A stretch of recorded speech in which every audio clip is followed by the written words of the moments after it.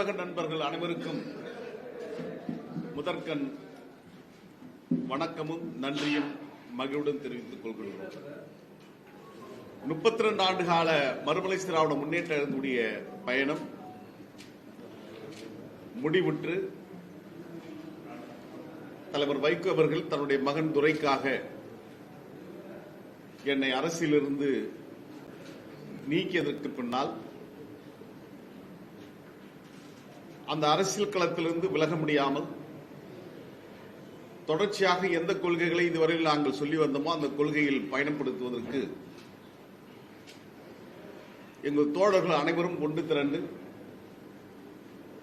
நீதி கேட்டு உண்ணாநிலை அறப்போராட்டத்தை தலைநகர் சென்னை சிவானந்த சாலையில் ஆகஸ்ட் 2ஆம் தேதி நடத்தினோம்.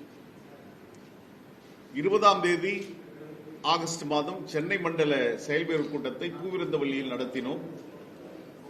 செப்டம்பர் 15 தமிழ்த்தாயின் தலைவன் பேரறிஞர் அண்ணா அவர்களுடைய 117வது பிறந்த நாளை காஞ்சிபுரத்தில் மிக எழுச்சியாக கொண்டாடினோம். அன்றே எங்களுடைய எண்ணங்களை பிரதிபலிக்கின்ற வண்ணமணி பதாகையை, ஒரு பாகம் கருப்பு, 3 பாகம் சிவப்பு, அதில் 7 நட்சத்திரங்கள் பதித்த அந்த அழகிய கொடியை திராவிட இயக்கத்துடைய முதுபெரும் தலைவர், முன்னாள் சட்டப்பேரவையுடைய உறுப்பினர், தொழிற்சங்க தலைவர் ஐயா திருப்பூர் துரைசாமி அவர்கள் தலைமையில் அந்த கொடியை அறிமுகப்படுத்தினோம். அன்றே திராவிட இயக்கத்துடைய தலைவர்களுக்கு திராவிட ரத்னா விருதை நாங்கள் வழங்கினோம். அதில் தலைவர் வைகோ அவர்களுக்கும் அந்த விருதை நாங்கள் கொடுத்தோம். அவர் வரவில்லை, அவர் சார்பில் நாங்கள் பெற்றுக்கொண்டோம். அன்று ஒரு குழுவை அறிவித்தோம். நம்முடைய எதிர்கால திசைவழி பயணத்தை இயக்கமாக அல்லது ஒரு சங்கமாக அல்லது ஒரு அரசியல் கட்சியாக எப்படி நடத்துவது என்று பொடா சட்டத்தில் கைது செய்யப்பட்டு 19 மாதம் சிறையில் இருந்த மூத்த தலைவர் அண்ணன் சிவகங்கை புலவர் செவந்தியப்பனுடைய தலைமையில் அண்ணன் டிஆர்ஆர் செங்குட்டுவன், அழகு சுந்தரம், வல்லம் பஷீர், பாண்டியராஜன், இங்க இருக்கின்ற எங்களுடைய தோழர்கள் இணைந்து 15 பேர் கொண்ட குழுவை அமைத்து அந்த குழு வருகின்ற 20ஆம் தேதி 109 ஆண்டுகளுக்கு முன்னால் 20/11/1916 ஆண்டு பிராமணர் அல்லாதோர் இயக்கம் தென்னிந்திய நல உரிமை சங்கம் சர்பிட்டி தியாகராயர், TM நாயர், நடேசனார் துவக்கிய அந்த நாளில் நவம்பர் 20ஆம் தேதி, இன்னும் அடுத்த 3 நாள் இடைவெளியில் சென்னை அடையாறில் இருக்கின்ற முத்தமிழ் பேரவையில் என்ன இயக்கமா அல்லது அமைப்பா சங்கமா என்பதை பெயரோடு அறிவிக்க இருக்கிறார்கள். அதை திராவிட இயக்கத்துடைய மூத்த முன்னோடி ஐயா தொழிற்சங்க தலைவர் திருப்பூர் துரைசாமி அவர்கள் நாட்டு மக்களுக்கு அறிவிக்க இருக்கிறார். அது குறித்த அழைப்புதலை அச்சு ஊடகம் மற்றும் காட்சி ஊடகத்திற்கு கொடுப்பதற்காகத்தான் இன்று இந்த சந்திப்பை நாங்கள் ஏற்பாடு செய்திருக்கிறோம். அந்த வகையில் நீங்கள் அனைவரும் எளிவர் எங்களுடைய அழைப்பை ஏற்று வருகை தந்து சிறப்பித்தமைக்காக எங்கள் அனைவரின் சார்பில் உங்களுக்கு நன்றியை கூறிக்கொள்ள கடமைப்பட்டிருக்கின்றோம்.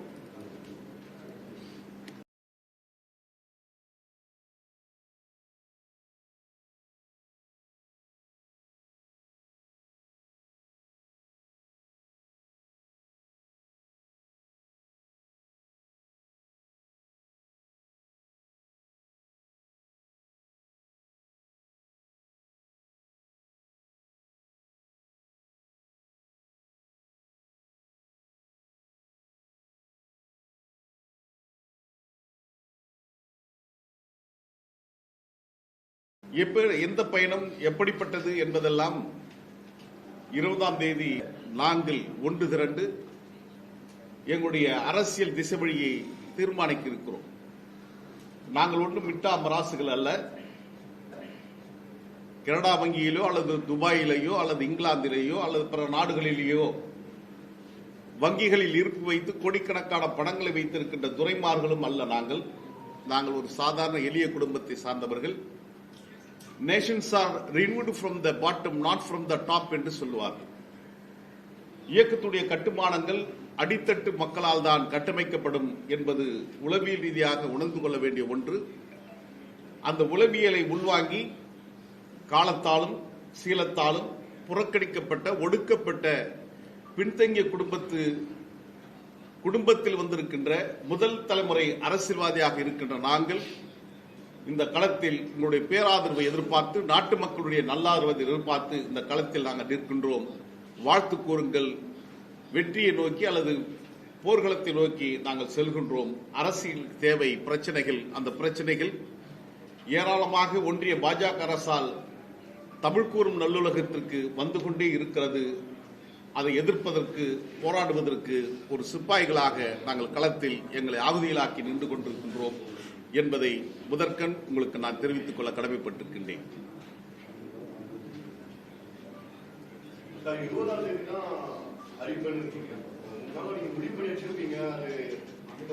இல்ல, எனக்கு தெரியவே தெரியாது. என்ன பேரை தேர்வு பண்ணியிருக்காங்க நிச்சயமாக எனக்கு தெரியாது. அது குழுவுடைய தலைவர் அண்ணன் செவந்தியப்பன் அவருடைய தலைமையிலான 15 பேர் கொண்ட குழுதான் இயக்கத்துடைய மூத்த முன்னோடியாக இருக்கின்ற ஐயா திருப்பூர் துரைசாமியிடம் அதை வழங்குவார்கள். அவர்தான் அன்றைக்கு எனக்கும் நாட்டு மக்களுக்கும் எங்களுக்கும் தெரிவிப்பார். அரசியல் கட்சியா இல்ல அமைப்பா, ஒரு இயக்கமா, இல்ல எந்த மாதிரியான செயல்பட போறோம்?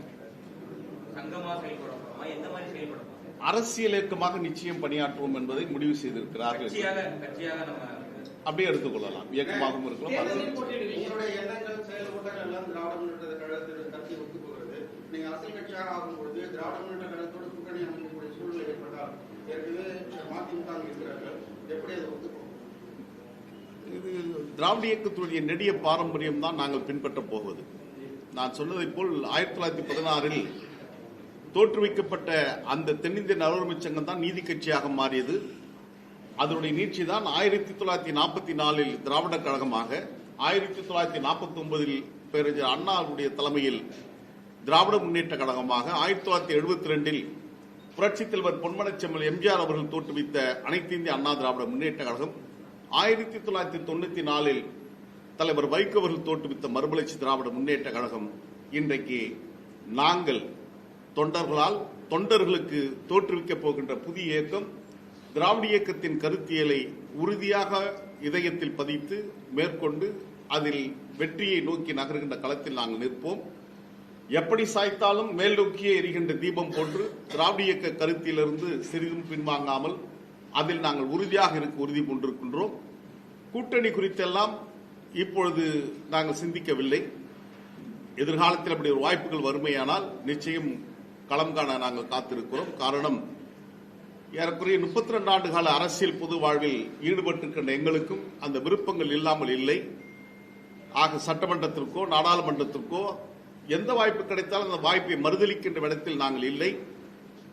எங்களுடைய கட்சி ஏற்கனவே நாங்கள் இருந்த தலைவரோ அல்லது அவருடைய மகனோ 2 ஆண்டுகளுக்கு முன்னால் பேரறிஞர் அண்ணா பிறந்த நாள் விழாவில் நான் பெரியாரை போல் இருக்க விரும்புகிறேன் என்று சொல்லிவிட்டு, அதே பெரியார் பிறந்த செப்டம்பர் 17 நான் முடிவெடுக்க முடியாது, கட்சி தான் முடிவெடுக்கும் என்று சொல்லி அதை நோக்கி நகர்ந்து இன்றைக்கு அவர் நாடாளுமன்ற உறுப்பினராக இருக்கின்ற அந்த செய்கையெல்லாம் கண்முன்னால் விரிந்திருக்கிறது. ஆனால் எங்களுக்கு விருப்பங்கள் இருக்கிறது, விருப்பங்கள் இல்லாமல் இல்லை. அப்படி ஒரு வாய்ப்பு கிடைக்குமானால் நிச்சயம் கலந்தாடுவோம். அவர்களை பற்றி அவர்கள் ஒரு இயக்கம் தொடங்கி நடத்தி கொண்டிருக்கிறார்கள். நாங்கள் எங்களுடைய பயணத்தில் நாங்கள் உறுதியாக செல்வோம். நீங்க நீக்கப்பட்ட பிறகு உங்களால் பெரும் பாதிப்பு ஏதாவது ஏற்பட்ட கட்சி சார்ந்த ஏதாவது? ஏன்னா வைகோ அவர்கள் திமுக விலகிய பிறகு பெரும் பிரச்சனைகள் ஏற்பட்டது, பெரும் அலுவலர் மாவட்ட செயலர்கள் எல்லாம் நடந்தது. நீங்க வந்த பிறகு அந்த மாதிரியான ஒரு சூழல் எங்கே ஏற்படுது? நாங்கள் திரண்டிருக்கிற எல்லாருமே மதிமுக இருந்தவர்கள் தான். என் பின்னால் அறிந்திருக்கின்ற அத்தனை 1000 பேரும் மதிமுக இருந்து வந்தவர்கள், புதியவர்களும் வந்து கொண்டிருக்கின்றார்கள். நாங்கள் யார் என்பது கால ஓட்டத்தில் தான் காலம் தீர்மானிக்கும். அதை நிச்சயம் நாடு பார்க்கும்.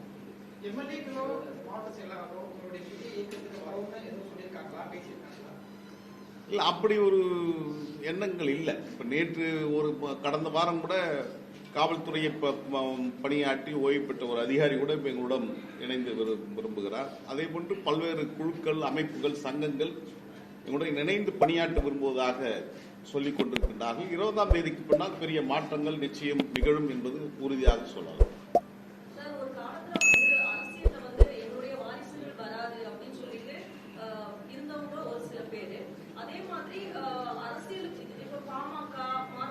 அதிமுக இது சார்ந்து நம்ம நிறைய விஷயங்கள் பார்த்திருக்கோம். அதிமுக சொல்றாங்க, ஆனா அதுக்கு மாற்றா நடக்கும்போது கட்சி மாற்று கட்சினா நிறைய கேள்விக்கு உட்படுறாங்க. சோ இப்ப நீங்க புதுசா துவங்கப்படுற இயக்கத்துல இந்த மாதிரி நீங்க என்ன கேரண்டி கொடுக்க முடியும்? அப்படி இருக்குமா? வாரிசு அரசியல் இருக்கிறதுக்கு வாய்ப்பு இருக்குதா? இல்லன்னா இல்லன்னு உறுதிப்பட சொல்ல முடியுமா? மதிமுகவுடைய தலைமை அலுவலகத்திற்கு பேசுவதற்கு சக்தி இருக்குமே, ஆனால் தலைவர் வைகோ அவர்கள் அந்த தாயகத்தில் அமர்ந்து கொண்டு 1000 முறை ஓங்கி ஓங்கி அந்த மேசை அடித்து சத்தியமாக என் குடும்பமோ என் மகனோ அரசியலுக்கு வரமாட்டார்கள் என்று அடித்த சத்தியங்கள் இன்னும் உயிர்ப்போடு இருக்கும் என்று நான் நம்புகிறேன். எங்களை பொறுத்தவரை அந்த எண்ணங்கள் எதுவும் எப்பொழுதும் இருக்காது. நிரந்தர பொதுச் செயலாளர், நிரந்தர பதவி என்பது இங்கு எப்பொழுதுமே இருக்கப் போவதில்லை. தோழர்கள் ஒன்றிணைந்து இத்தனை முறைதான் ஒருவர் இந்த பொறுப்பில் நீடிக்க முடியும் என்ற முடிவோடு தான் நாங்கள் களத்தில் வருகிறோம். எனவே அதை சார்ந்து சட்டத்திட்டங்கள் உருவாக்குகின்ற ஒரு குழுவும் 20ஆம் தேதி அமைக்க இருக்கிறோம். இது ஒரு ஜனநாயக பூர்வமான அமைப்பாக இருக்கும். நிச்சயம் மதிமுக எப்படி சர்வதிகார போக்கில் திசை மாறியதோ அதை போன்று அல்லாமல் நாங்கள் ஒரு ஜனநாயக பூர்வமான பண்பு நிலை உள்வாங்கிதான் எங்களுடைய அமைப்பை நிச்சயம் உருவாக்கும். அதில் வெற்றியும் பெறுவோம். எதிர்காலம் இது குறித்து பேசும்.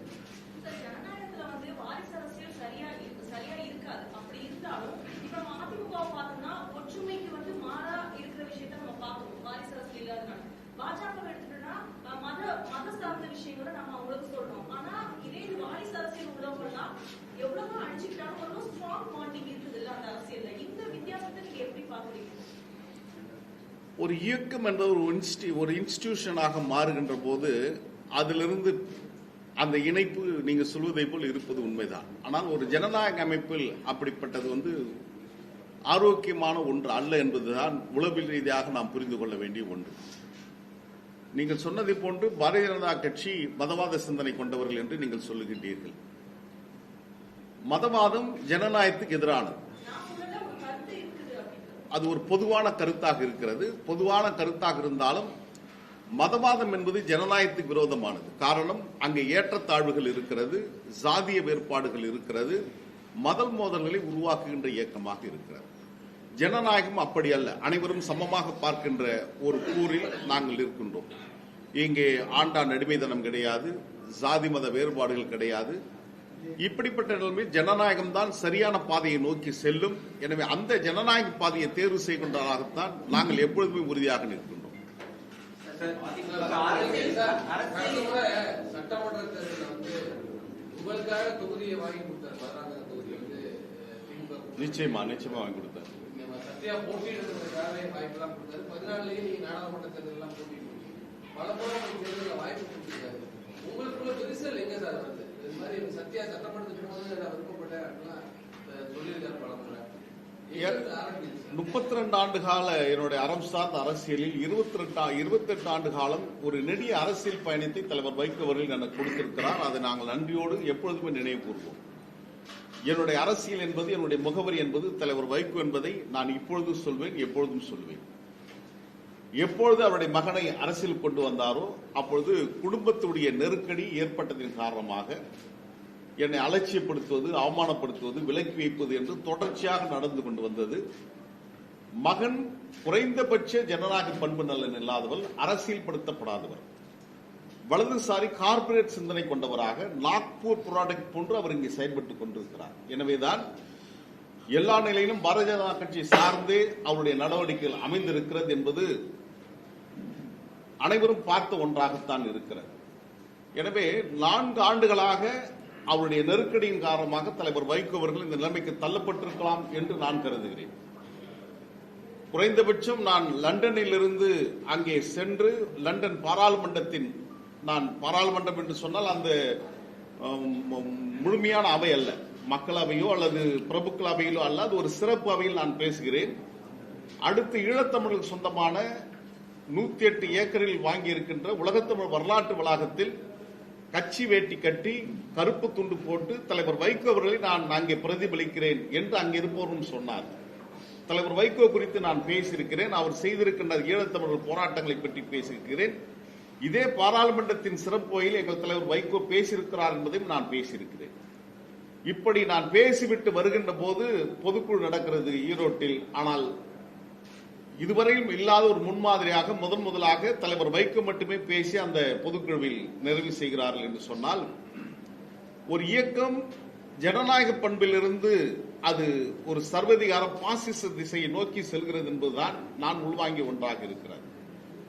எப்பொழுது தலைவர் வைகோ அவர்கள் ஜூலை மாதம் 9ஆம் தேதி என்னை ஒரு கொடும் பழியை, யாரும் சொல்லிவிடவே முடியாது, அப்பேற்பட்ட ஒரு கொடும் பழியை என் மீது சுமத்தினார், துரோகி என்று சொன்னார். துரோகி என்று சொன்னவுடன் நான் ஊடகத்திடம் நான் உடைந்து சிதறி அழுதேன், கண்ணீர் விட்டு அழுதேன். ஏன் என்று சொன்னால் 3 முறை அவருடைய உயிரை நான் பாதுகாத்தவன். எப்பொழுதுமே விசுவாசமாக கட்சி தலைவர், அதை கடந்து நான் எப்பொழுதும் சிந்தித்தவன் அல்ல. எங்கு சென்றாலும் அவரை முன்னிலைப்படுத்தி தான் பேசி வந்திருக்கிறேன். அப்பொழுது நான் உடைந்து சிதறினேன். அதற்கு பின்னாலும் தலைவர் வைகோ அவர்களும் அவருடைய மகன் துரை அவர்களும் தொடர்ந்து என்னை விமர்சிக்கின்ற போக்கை மேற்கொண்ட காரணத்தினால் என் தரப்பு நியாயத்தை நாட்டு மக்களிடம் வைக்க வேண்டும் என்பதற்காகத்தான் நான் மௌனம் கலைகிறேன் என்று 5 நாள் கழித்து மௌனம் கலைந்து என்னுடைய நிலையை நான் விளக்கினேன். ஆக இந்த பிணக்குக்கு காரணம் தலைவர் வைகோவுடைய குடும்ப அரசியல், எதிர்ப்பு அரசியலை விலக்கி வைத்துவிட்டு குடும்பத்தை உள்ளே நுழைத்து மகனுக்கு முதன்மை செயலாளர், நாடாளுமன்ற உறுப்பினர் என்ற பதவிகளை கொடுத்து அழகு பார்த்ததன் காரணமாக அவர் வருவதை நாங்கள் வரவேற்றவன் நான். அவர் வர வேண்டும் என்று முதலாக அந்த மௌனத்தை கலைத்தவன் நான் தான். ஆனால் இருந்த போதும் அவர் எங்களை அரவணைத்து செல்கின்ற போக்கு இல்லாமல் அந்த ஜனநாயக பண்போ அல்லது அரசியல்படுத்தப்படாதோ இருந்த காரணத்தினால் அவர் எங்களை நிராகரிக்க வேண்டிய சூழலுக்கு தள்ளப்பட்டார்.